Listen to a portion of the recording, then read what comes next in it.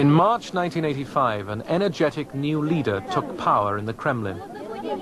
As Mikhail Gorbachev met crowds of Russians on tours around the country, opposition to the war could finally be expressed in public.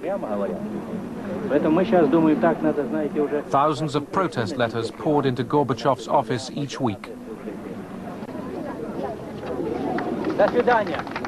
И надо было все-таки закончить эту войну. We had to finish this war, but in such a way that the Russian people would understand why tens of thousands had died and tens of thousands had become invalids. Тысячи погибших, десятки тысяч. We had to explain what it was all for. We couldn't just run away from there in shame. No. We needed to find a process. Нужен был процесс. There was an obstacle, an ideological one. It was our Vietnam syndrome. It was impossible for a great superpower to run away from this wild country, like the Americans in Vietnam. It would damage our prestige.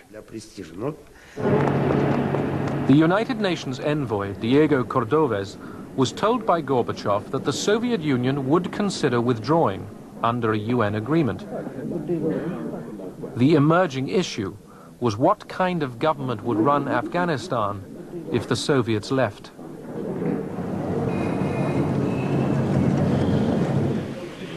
Hoping the US and Pakistan would accept a coalition friendly to Moscow, Gorbachev chose a new Afghan leader, Mohammad Najibullah.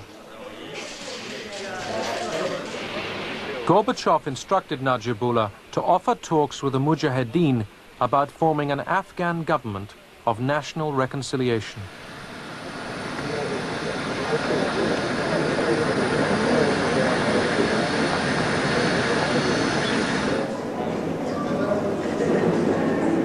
Gorbachev and his peace initiatives were applauded in Moscow, but not yet accepted in Washington.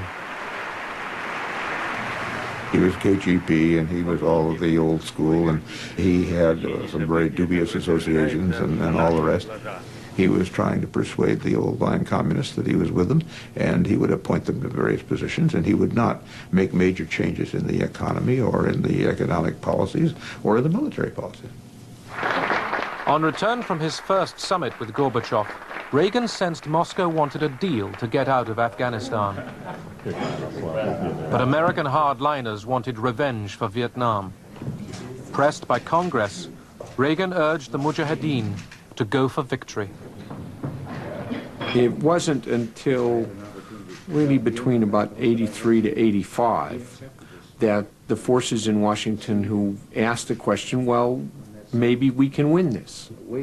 Let's not put in $100 million a year worth of weapons. Let's put in $1 billion a year worth of weapons. To combat Soviet air supremacy, the United States decided to try out its latest missile, the Stinger.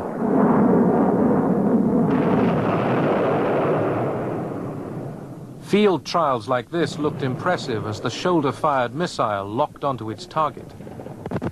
By sending state-of-the-art American-made Stingers to the Mujahideen, Washington was making plain that America was directly involved in the Afghan war.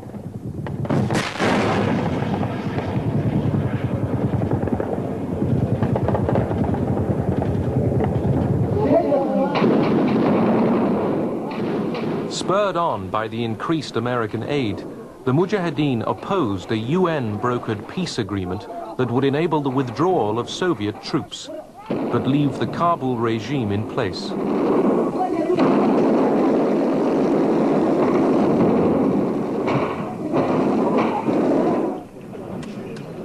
Signed in Geneva, the 1988 peace agreement barred further military aid to either side in Afghanistan.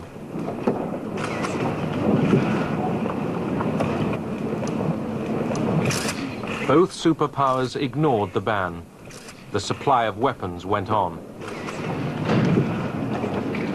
The Geneva Accords did not bring peace.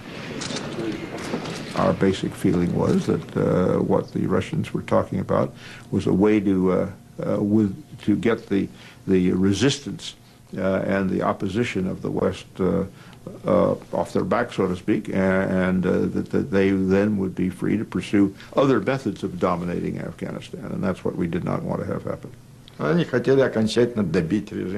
The Americans didn't want a trace of Marxism left. They wanted to install an anti-Soviet puppet regime they could control. The bleeders, or the hawks, finally won. Our reason was very simple. If you carry on giving aid, we'll carry on giving aid.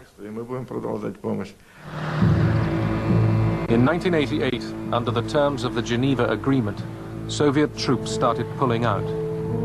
But instead of peace, Afghanistan was to endure more years of... I haven't had a bad night. It's not because I'm without feeling for, or without understanding of how much agony goes along with war. It's just that this was such a contribution to the end of what was otherwise an evil that inflicted other kinds of pain on so many other people that, on balance, it was worth it. The Afghan people have become the main victims. The Afghans are now fighting each other. Of course, they have plenty of internal reasons for that. But at the same time, it's because of a legacy which started in the 1970s that they are now fighting each other with American and Soviet weapons.